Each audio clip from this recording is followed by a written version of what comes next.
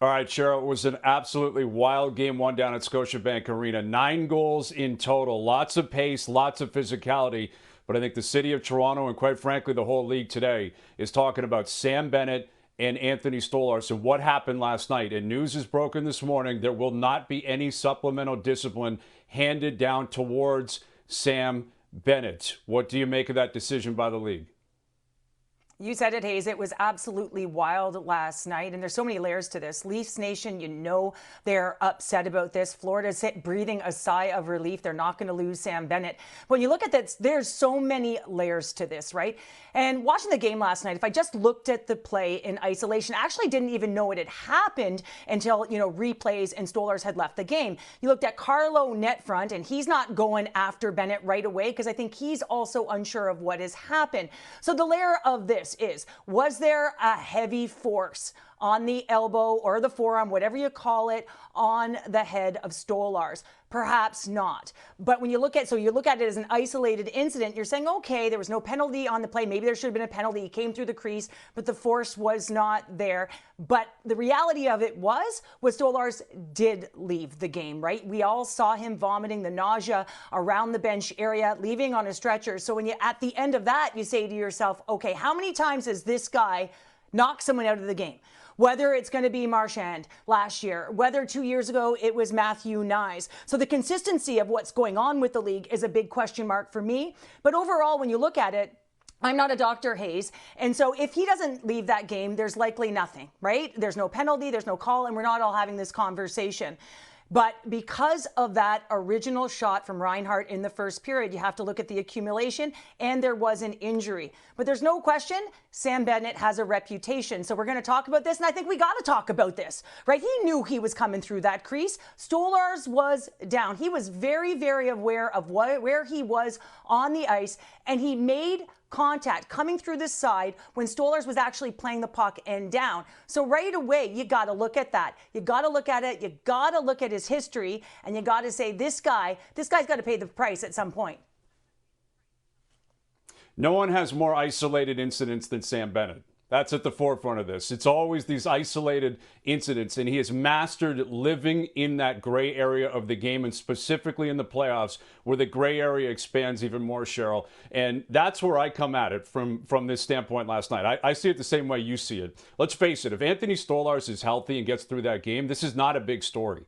As an isolated event, it was definitely worthy of a penalty, and the refs missed it, and the Leafs and Leaf fans deserve to be disappointed in that. But 9 times out of 10, the goalie gets up, moves on with his game, moves on with his life, and there isn't this retrospective analysis, which is what we're having right now, and why it's blown up into a big story. What also makes it a big story, though, is Sam Bennett. And what I'm curious is, from a league standpoint, how they are not looking at this guy and realizing that I wouldn't say he's insulting them, but he's definitely pushing their buttons because he knows exactly what he's doing. And the league knows he knows exactly what he's doing. Sam Bennett knew what he was doing last night. You referenced Brad Marchand last year. He knew exactly what he was doing, and that was much more violent. I think what he did to Matthew Nyes a couple of years ago had much more violent intent. He cross-checked Michael Bunting 2 years ago with much more violent intent. But this is the issue with the on-the-books conversation with the league, Cheryl, is that the NHL and the Department of Player Safety chose not to do anything to Sam Bennett in the past. So once you've allowed it to go once and twice and 3 times, now you're into 4, 5, 6, 7. Why would it start now? And I think that's not only the reaction from Leaf fans, Cheryl. I think a lot of fan bases throughout the league are looking at this and saying, Sam Bennett continues to get away with it. When are they going to stop him? When are they going to step in? And again, last night, based on the isolation of the incident, it wasn't enough for it to blow up. But I wouldn't be surprised if he does something else in game 2, 3, 4, or beyond where we're having the same conversation. I agree with you 100%. And, you said it because he hasn't, had that repeat offender for some of those incidences. Now, all of a sudden, it's not on paper. But I think it's got to be at some point here, Hayes. I didn't like the way he came through the crease. I didn't. And at first glance, I didn't know it. But then all of a sudden you go back, and I'm not talking about freeze framing, and I'm not slowing it down, but I'm just looking at him coming in through the side. Every coach in the playoffs is going to tell you to get to the paint. Every coach is going to tell you to take away the eyes, bump and run, do what you got to do. And that's part of it. And that's going to happen. But at some point, you earn your reputation. And you can say, okay, it's not egregious, it's not this, it's not that. But when it is and has been completely repetitive, when you're consistently putting guys out, they have to look at that. At some point, he's gonna have to pay the price. You got to get it down on paper so that this guy, the next time he does, it's just even heftier and heftier and heftier, because you do have to protect the guys in the paint. And last night, Stolarz wasn't protected, but at the same time, there's, like you said, Hayes, there's so much contact in and around the crease, and as an isolated incident, I get it. I get it. It's a bump, but he knew exactly where he was, so it wasn't force. But there was intent.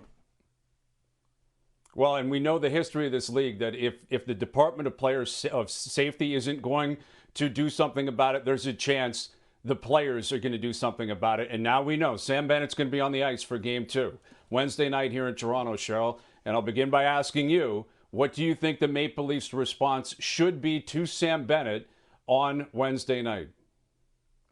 Well, I would love them to go at him, right? I think that's, you want to stick up for a teammate. And I think that's one of the things you didn't see, because, again, it wasn't egregious. And, again, we don't know, the history of whether or not that original shot, or even if you go back to the Sens series, he took a couple of hits as well, whether that was the precursor. But it being Sam Bennett, knowing a few years ago it was Matthew Knies, who was a pivotal piece of the team, even at that time, and he was out. I think that there'll be something, but you can't chase the guy around the ice either, right? You can't spend your time in the penalty box. You got to find a way to go at it. To man on man, you got to pay the price in the corners. You got to send him a hefty message, body on body, play extremely physical over the course of the game, but you can't run around. The biggest thing that the Maple Leafs need to do is win these games, and that's where they're going to win this. They're not going to win it in the penalty box, but they have to find a way to negate him, and to do that, if you're going to take him, you're going to take him with you. But if you're not going to take him with you, then you got to be very, very careful, because you got to win this game, and you do not want to put them on the power play. The time to get him was Game 1. It was 4-1. The game was effectively over at that point. I know it got dicey in the third period. The time to go and get Sam Bennett and make him pay a price was Game 1. The Leafs did not do that. I also think that's a part of why Leaf fans aren't overly happy today. I think there's some self-reflection, looking at your own team, saying, why didn't you go make him pay a price for what he clearly did in terms of Anthony Stolarz leaving the game? And we have no idea when Stolarz is going to return. So the time to get him physically was on Monday night, was Game 1. If that ship has sailed, which it has, the best retribution is to win the game and win the series. That's the way you get to Sam Bennett. That's the way you get to Matthew Tkachuk and Brad Marchand and all these guys on the Florida Panthers, is you go out there, you win Game 2, you take a stranglehold on this series, and you take it from there. At some point down the road, Sam Bennett, you live by the sword, you die by the sword. I mean, he's going to pay a price, I think, at some point down the road. I don't know what that's going to look like. I don't know what that form is going to necessarily play out as, but something's going to happen. I think Sam Bennett knows that. I think he's well aware of his reputation, the way he plays, and I'm sure he'll be prepared for it. But the time to get him was Game 1. That didn't happen. So go get him on the score sheet. Go up 2-0 in the series. Try to knock him out of the second round and take it from there. We'll see what comes of it as of Game 2 Wednesday night.